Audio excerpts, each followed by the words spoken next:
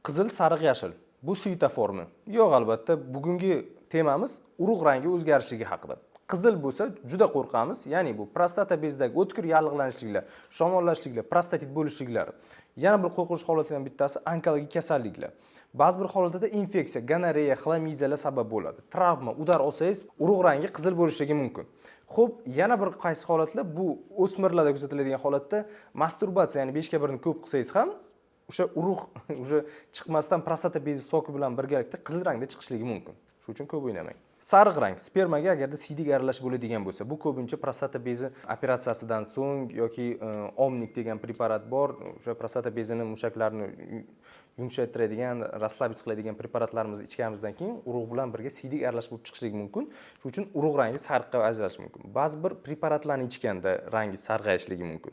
Ba'zida yallig'lanishlik, infeksiyalar o'tib ketsa, surunkali forma bo'lsa, urug' rangimiz to'q sariqqa kelishligi mumkin. Gepatit holatlarida to'q sariq holatga kelishligi mumkin.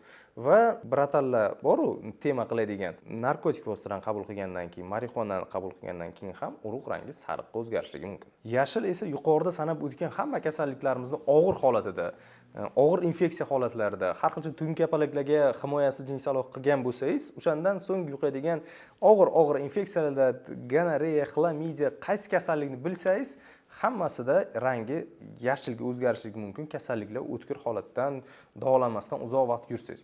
Shuning uchun do'stlar, yo'liz faqatgina mashinada svetoforda yashil bo'lsin, rangi urug'dagi yashil bo'lmasin. Bunaqa holat kuzatilsa, albatta tezda urolog ko'rigiga uchrashing.